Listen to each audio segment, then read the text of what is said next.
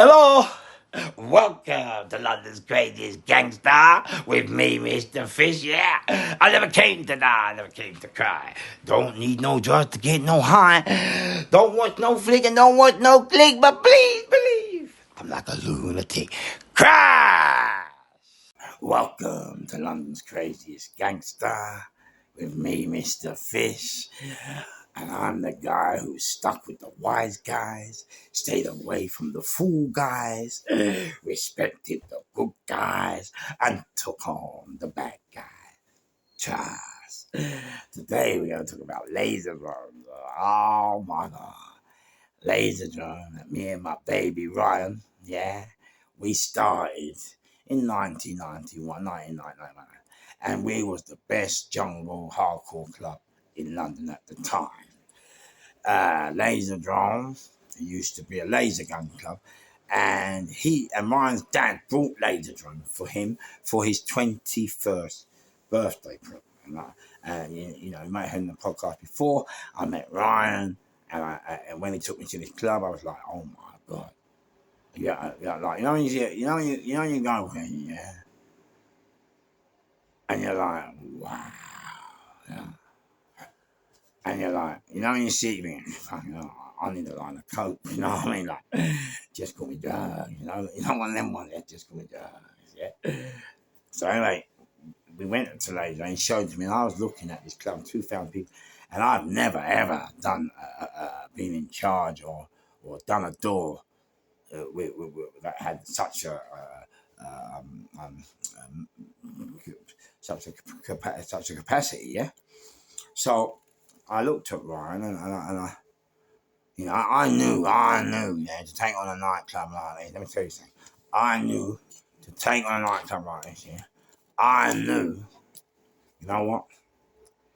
We're going to have trouble here, you know what I'm saying? You have to, you know what I mean? And that time Peckham was Peckham, you know what I mean? Big up to all the Peckham crew. Because Peckham was in the game and they were on it. And the crowd's out of I said to Ryan, because I knew we were going to have our wars here, baby. A surprise, yeah. I said to Ryan, have you had a fight before? And Ryan said, no, but I've thrown eggs at people. I'm like, eggs? Man, you don't need a lot more than eggs here, baby. You know the clue, you know the rules. So anyway, because I was involved, yeah, we took on this club. Now, being a member of Psychopaths Anonymous and, the member of the off-key crew, yeah, Ryan, God bless his soul. Ryan, he loved me and he trusted me, but he didn't really want me to be head of security because he thought I was a loon and he thought I didn't know my shit. Yeah? And for me, Ryan's my baby. And as a mom, you always look after your babies. And if your babies want to call a shot, even though, you're like, oh, come on, man, crash. You let him do his shit, yeah? As long as he don't get hurt and I've got his back, hey, what's the issue, you know what I'm saying? But then what happened when the very first incidents of violence that we had at the laser drone, yeah, was one of our doormen had been surrounded by a group of youngsters from Peckham. And, they surrounded him. And I think they half tried to put it on him. So Ryan, what happened when that doorman came to the man who Ryan had put in charge of security? His name was Simon. I don't know if all you laser drone crew, Simon, big up Simon, yeah, cry. Yeah. When he came to tell Simon what had happened, Simon radioed to all the boys, yeah, to come to reception. And so, I duly met there. But you have to remember now, any of you who went to Laser Drone will always remember I was in the army fatigues because like the war. But the other security was all in the black and the jacket. Remember? I was always, who remembers that? Always in the army fatigues. You go on YouTube, put it later, you'll see me MCing and that, yeah? In the army fatigues, yeah? And crash what happened. we all got there, and Simon said, right, one of the doormen have just been surrounded and intimidated. He said, don't worry about it. Just let it go, but just make sure you're aware of what's going on. And I was like, nah, that ain't happening. Cry. You think you can come to my club, surround and intimidate one of my doormen, and you think it's not going to happen? Are you off your nut? So what I've done, class. I went, no. Time to switch to Harry Potter with the magic wand. So what I've done, I went, no, that ain't happening.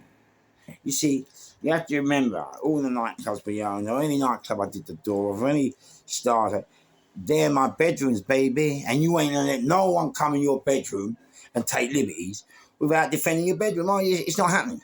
So we had about 20. Right, listen, I can't think, 21, 30 doormen, but they had a big crew, and so what we had to do. What I had to plan this right. Because if we get this wrong, you see when you do security of a nightclub, listen, if you get one incident wrong, your club gets taken over. It's ruined. Your security has a shit name. Yeah. People walk all over you, treat you like an absolute bit of scum. You know what I mean? Dirt, filth and stuff. So crash, I'm not on that bus. You get me? See me? Listen, if you trouble one of ours, I'll trouble you. So crash what I've done. I said, right, I need 7 men, because we were outnumbered. Well, there was about 30, 35. It was something like that. We were outnumbered, So I went, 7 men go to the front door, And I goes, right. And 14 of us will go and round up this crew. Because, we all had the torches and other things, the doorman, them days it weren't licensed, So what I've done, we got the other 4, and we got this crowd. I said 30, 20, something stupid, wasn't it? And we got them in there. We was outnumbered. But what I've done, as I got them into the fire exit, and got them all lined up against the wall, I've raided through to one of the doormen from the front door to let out the other 6, shut the front doors, keep them closed. And then I had one of the boys from the 14 run down the back stairs and let them in. So now we're up to 21. So, with the tools and all that, we're even now, even numbers. You get me? On it. So crash how's your father? They're all that now. They're all going like, baby, what's going on? What the fuck? And one of them, he went, what a black guy, what you think we're fucking? And I had to put it on. I go, listen, mate. Sorry, one black guy to put it on, but then one white guy went, my dad is fucking Peckham, all over here. Mate, if you want trouble, we've been trouble. I can't, mate, what? I went, mate, listen, you tell your fucking old man, listen, whatever he wants, we will accommodate, So, if he wants knife to knife, listen, we'll go knife to knife. If he wants gun to gun, we'll go gun to gun. If he wants toe to toe, we'll go toe to toe. Listen, whatever he wants, we'll accommodate. Right.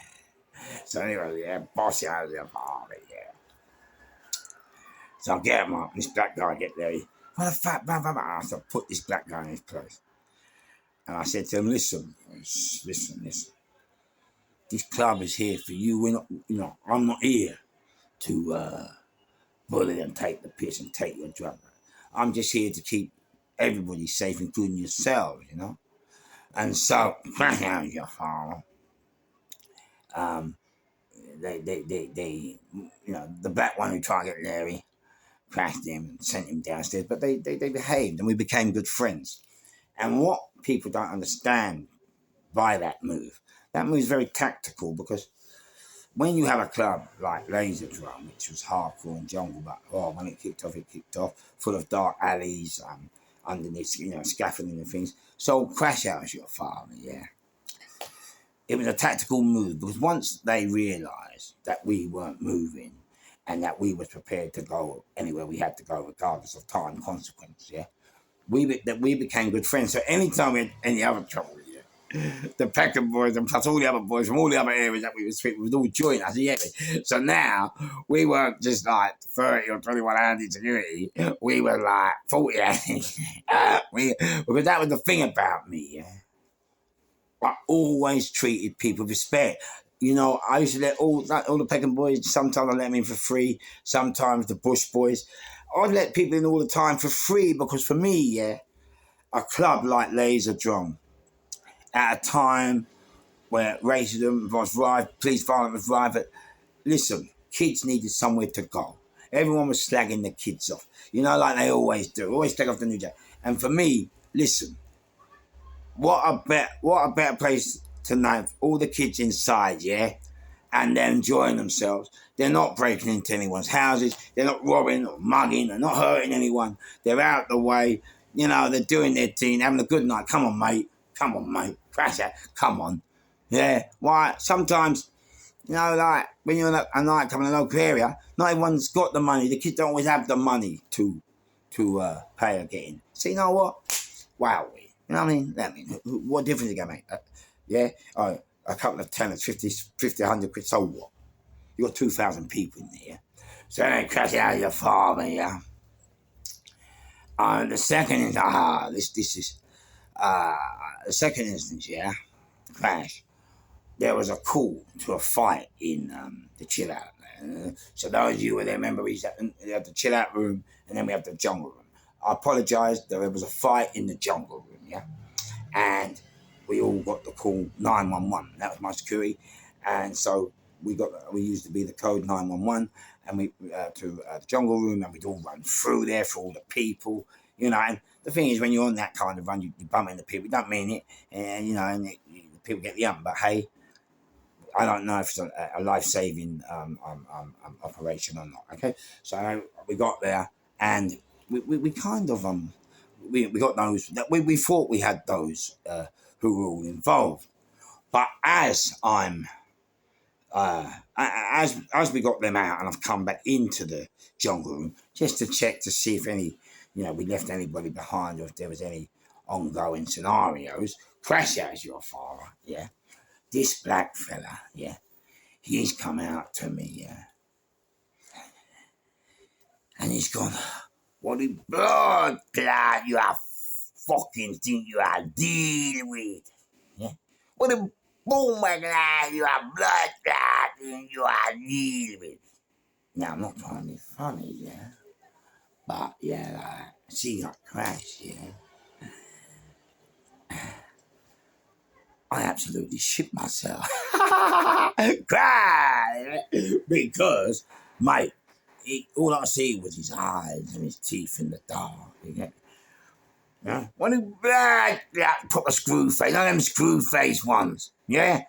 Them ones, yeah? When the black guy you are walking in here needing, oh, go, but one thing about most people think they're villains, like us, or gangsters, yeah? One thing about us all, yeah? The reason why we're good at what we do isn't because we're bad boys, it's because we're scared of getting hurt. So we train so that when the time comes, we don't get hurt. So I've gone, crash, yeah? Crash, yeah? Oh, man. But I crashed him.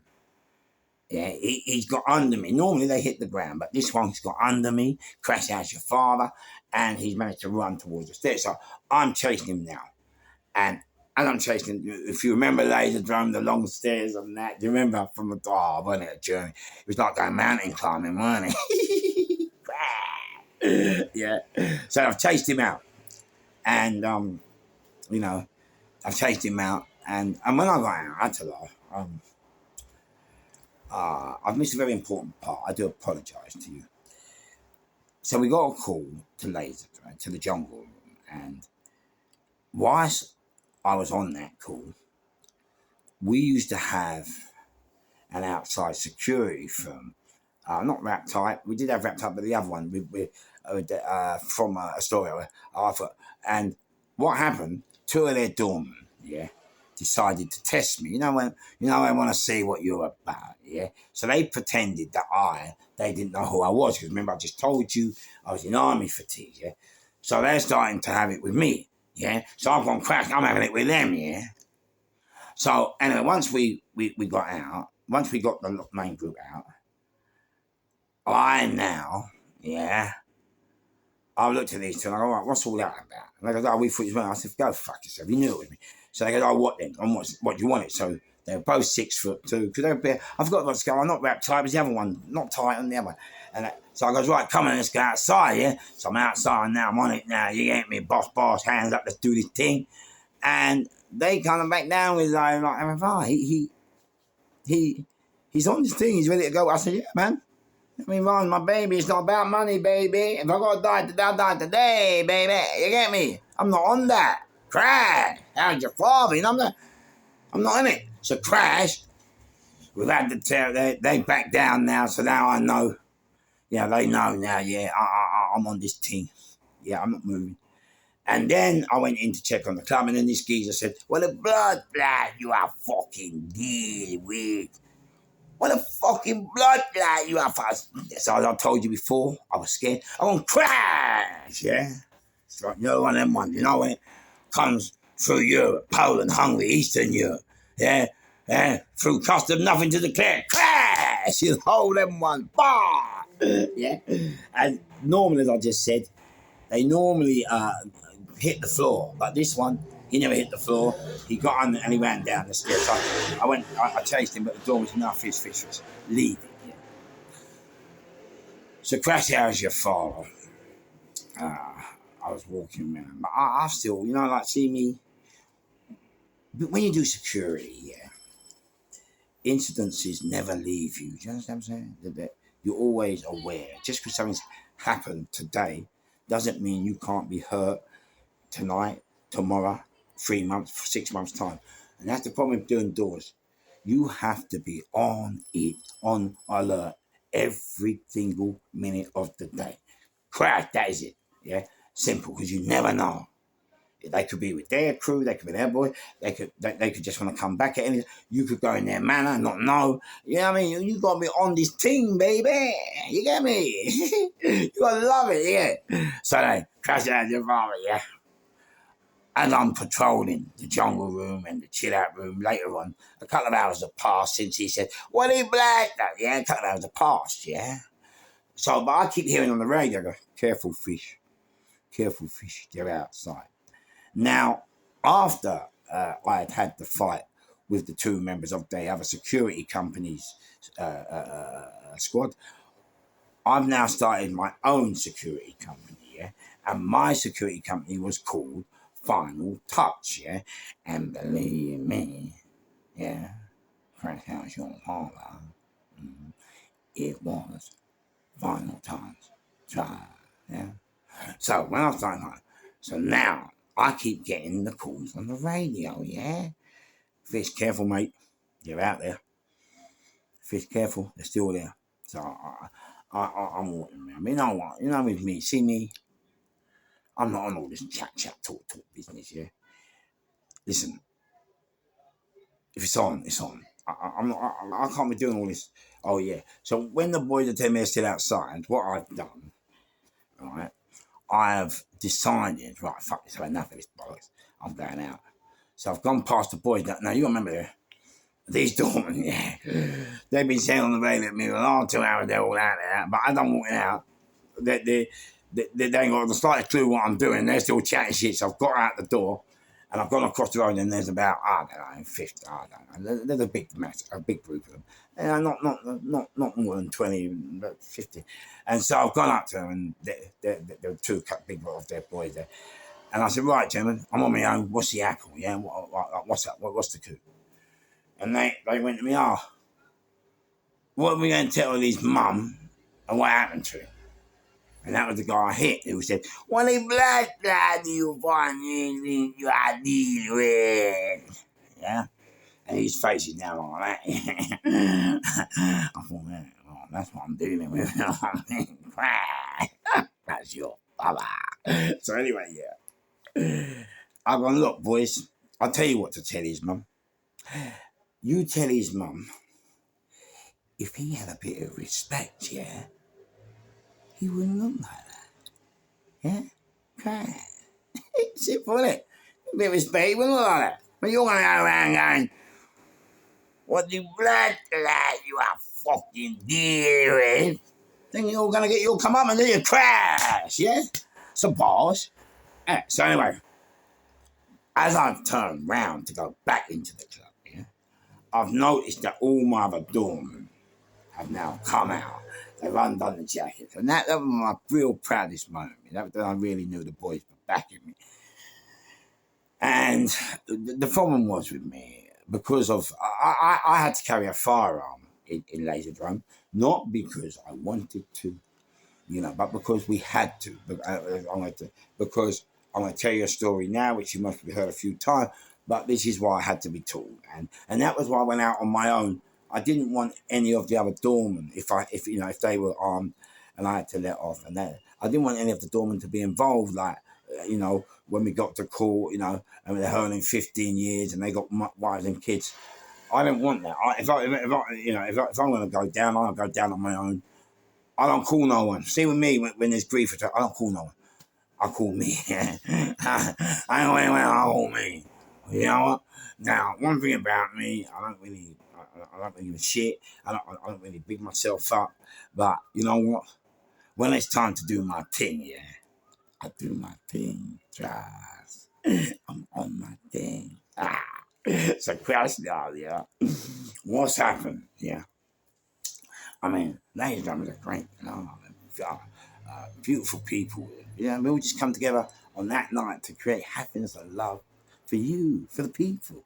And so one day, another greatest thing about me and my security, I never took a patron's drug, never, unless it exceeded the maximum amount, too much. And then I had to take it, not because I wanted to take it, but because we had a part. They were called party police, and they used to come in the rave undercover. Mate, these people look like punk rockers, shockers, and jock shoppers. Mate, they was on it. You get me? Like, you would not know they were police until they came at the end of the night, knocked the office door, showed their badge, and said, "Please, you took this drug from him," and we went. And a policeman would have came in with drugs.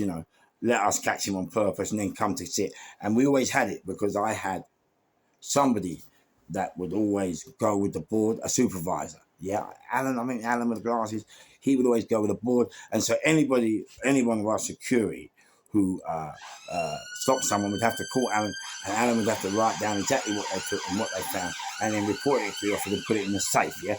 That way we were protected, yeah? Because what I find is you can take someone's drugs off them, but they could be in the game, you know what I mean? They could be on it, so they could come back. And so I thought, I'm not putting myself in there. Secondly, some people are just selling drugs to earn their bread and butter to survive. I'm not taking bread and butter out of their kids, their wives' mouths. I'm not on that bus, yeah? I'm from road, so I treat everybody as they're from road. So crash out as your father. I got a call, Fish, can you come to the chill out? And so I'm like, yeah, okay, cool. So I get there, and my right hand man, Randy, you might have all know Randy. I remember the 6'7" giant, absolute. He would never harm a fly, but he was always with the fish, on this thing, yeah. So crash, yeah. I've got there, Randy's there, with Paul and Cliff, bang, how are you, boys? Brilliant security team we had. And they were talking to this young black guy, yeah. And so I go to them, boy. I said, what's the problem, gentlemen? And he's against the pillar. They're all surrounding him. And they said, look, we got this guy. He's serving up, but all we want to do is check what he's got. But he won't let us search him, so now we don't know what to do. So I said, right, sir. Now, that was the thing with me, yeah? As I told you, the only reason I'm alive today, yeah, is because Crash, I never, ever used violence first. I always went into a situation amicably, sensibly, and reasonably. Because you know what? It doesn't matter who you are, yeah? A 2-year-old baby can poke you out, yeah? Yeah, and nobody's are more dangerous than somebody's. Please believe me. That's why I'm always a nobody. The Secret Service is a nobody. Mate, they'll wipe you out tomorrow and you won't even know they've been around. Try. How's your father? So, Crash, yeah, I've looked at this guy. I've been respectful. And I said to this guy, look, son, I know what it looks like here, but I said, look, all I want to do, just show me what you have. I just want to see the amount. If the amount exceeds what we're allowed to have in the club, I will let you take yours, right? And I will ask you to leave. I'm not into taking people's drugs, yeah. And so he said, "Nah, man, I'm not. That ain't happening." I said, "Well, sir, with respect to you, if it's not happening now, I have to ask you to leave. I don't want to, but you're not leaving me any other choice." So he went, "Yeah, I ain't leaving either." I went, "Oh my God!" So I was going crash. I grabbed him, and ran he's behind me. So I'm pushing him, running down the stairs. Get out, like, you know. That's what I'm saying. You're trying to be respectful, man. You're trying to be nice. You try everything in your power not to use violence, but hey, that's all they understand, baby. How's your father? Yeah, that's all they understand. So anyway, I'm walking around again. I'm patrolling as usual. You know, people are on these talking about love and kisses. People don't crack, talking about Guns and Roses. And people on LSD, I don't know what they're talking about. When they're on the acid, you don't know what they're talking about, do you? Skibbity dibbity rips, cry. Some boss, yeah. All of a sudden, I get a call over the radio. Now, as I said, everything I learned are from those in control. Those people are the best people. The authorities, the establishment, the police, the armed forces, and all the other forces you don't know about the secrets. They are the dons of the dons of the dons. Charles, yeah. Please believe, please receive, treat this podcast like Christmas Eve. Charles, yeah. So anyway, I get the call. Fish, he's back with a gun. I'm like, oh mate. So now, now the question is, what do I do? The first thing you have to do when you own your own security or you're in charge of a nightclub or any club or any, the first thing is you have to establish your position. You know what I'm saying? You have to be prepared to take control and to face any situation without getting any of your other staff or any of the other people hurt. You're in charge. You have to take the brunt. That's simple. Yeah. And so now I know we got a serious problem. So Crash has your father. I've had to get, if you came to Lazerdrome, remember you came up the long stairs, you paid at the window, and then you went into the chill out room, which was massive, and then you went into the jungle room. Yeah. So Crash has your father, your boss. Yeah. I'm looking at the door, yeah, and I'm thinking, you know what, Fish? If he comes up them stairs, yeah, please believe I have to go to him. You know what I mean? I have to. I'm in charge. You know what I mean? If he's going to shoot anyone tonight, it has to be me because I'm the one who's in charge. I'm the one who takes the decision, yeah? And so I'm looking at the door and I'm thinking, oh, mate, what am I do here? Like, you know, the door was like a picture to me, And it was funny because even though there was like 2,000 people in there and we got them all even though I cleared the chill out room, mate, to me at that moment in time, in deep thought. It's funny. I don't know how many of you are box out there or kickboxer. Isn't it funny when you're fighting in the ring? Isn't it funny how the crowd, you can have a packed crowd in Wembley and not hear one person who's cheering? Isn't it mad? And that's how it was like for me. While I was thinking, even though there's music blaring and people there, mate, I couldn't hear them. I could have heard a pin drop. It's mad. It's mad. I don't know how to explain. Well, I've just explained it, so that's how it is. So anyway, I'm watching this door, and now Mate, now the important part. Now you have to think. God, what head are you dealing with? You know, this is a very important part because you know, you know, one wrong word, one wrong move, and you have to say goodbye to the land of the living. God, that was your boss. So anyway, yeah, crash. I'm looking at this door, mate, and I'm thinking, well, Fish, you gotta go. So I'm preparing myself. I think, well, you know, what are we gonna say? You know, like, what's he on? Is he a crackhead? Is he a skaghead? What is he like? Is he just coming here? Is he coming just to prove a point? What's the coup here? And then all of a sudden, I got the call. The boy said, look, Fish, we got the tables and chairs at the top of the stairs. He was gonna come up. We threatened to throw them down, and then he went. Oh my God. And so I thought, you know what? Yeah. I thought, that's it. I thought, I can't put myself in that position again where a man's coming with a gun. I ain't got nothing to protect me or the boys. That can't happen again. Yeah. So the only way I could do that, stand there, was to carry one. It wasn't something that we wanted to do. I wanted to do. It was just the fact we had to do it. Look, yeah, I'd rather tell a judge why I killed a man. Yeah, than a policeman tell a judge what happened at my murder scene. That's it. It's not being flash or anything. That is just, it's as simple as that. I would rather tell a judge why I killed a man than a policeman tell a judge what happened at my murder scene. That's it. Yeah. And so crash. I was taught from that day on. And you know, the guy rang me, as I told earlier in the other podcast, the guy rang me. He said, oh, Mr. Fish, man, I'm so sorry. I spoke to my pals and they said you're the best, most laid back doorman in the world. I said, listen, kid. He said, I'm going to come and say sorry. And I said, no, don't.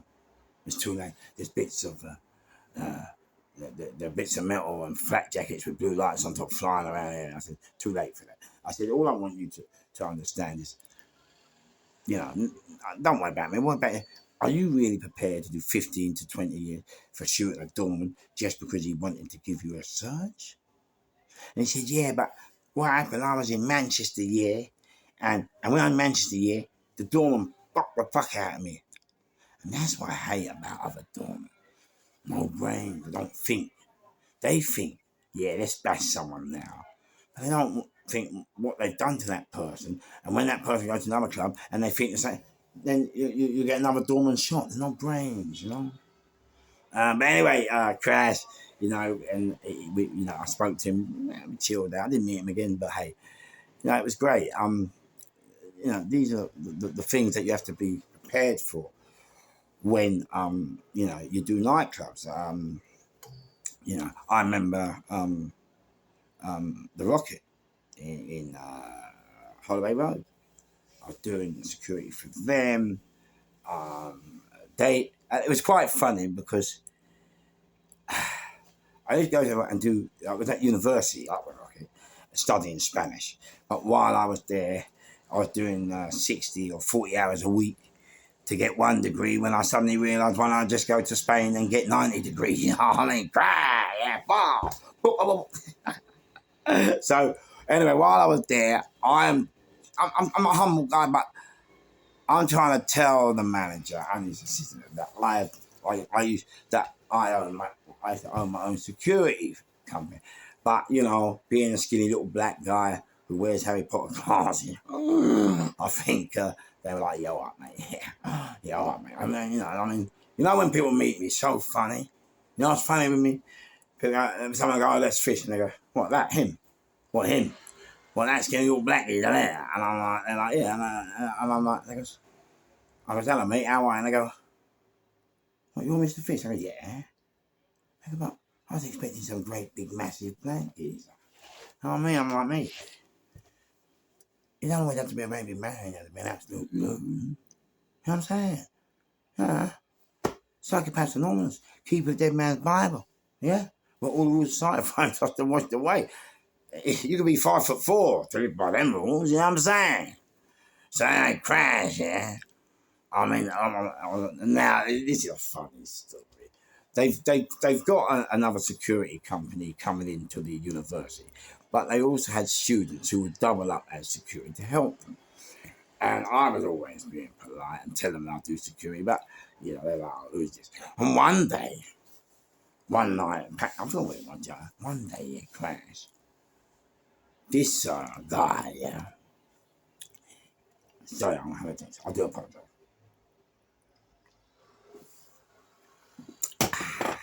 The real coach.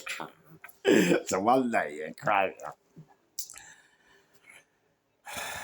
I've seen this black guy having a go on the barman, and there's the thing about security.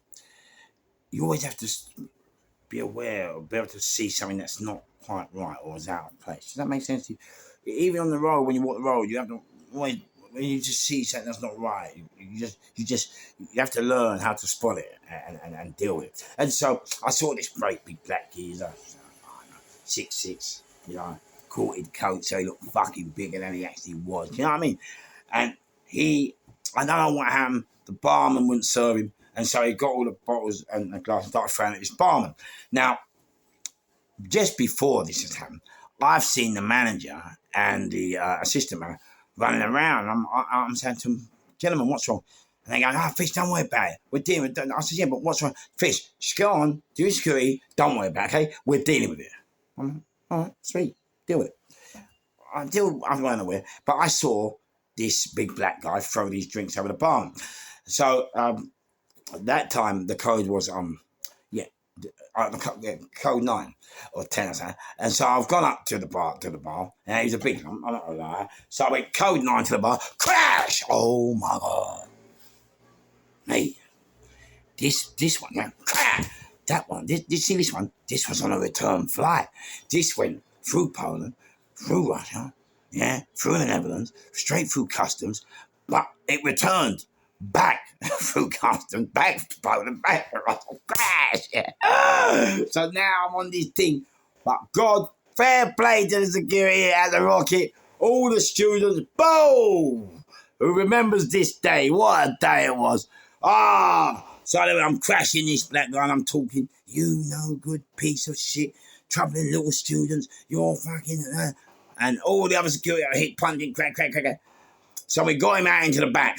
But this was the only time in that rocket when twice, another time I tell you, when I took charge, yeah? And I just I forgot the manager's name, Jerry, or that. I went, "All right, mate, I love you, but stay out of this," you know? And I grabbed the black and I goes, "Come outside."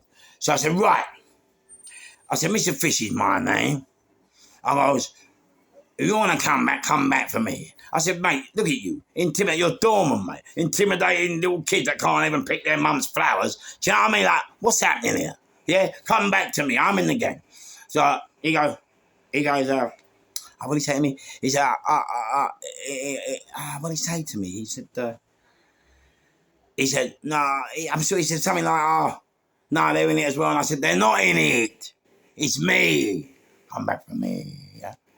So anyway, he was gone, and I came back, and all the manager and the assistant manager, and even the head, they're all jumping on me. I'm like, "Mate, what the fuck's going on there?" Yeah, "Oh, Fish, we love you. We love Fish." All jumping up and down. I'm like, "Mate, what's up?" He went, "No, mate." The head of the security went, "Oh, you know what, Fish? I'm not going to lie, yeah. But boy, when he come in, yeah, I was a bit intimidated. I was a bit scared of him." And I said to that security, I said, "Listen, mate, whenever you do security, it doesn't matter where you are, what manner you're in, who's in front of you, yeah. When it's your bedroom, yeah. That's it. Crash." Right, listen, we're going to end it there, yeah, you know what I mean? But as I said, I'm only alive because I stuck with the wise guys, stayed away from the fool guys, respected the good guys, and took on the bad guy. Crash.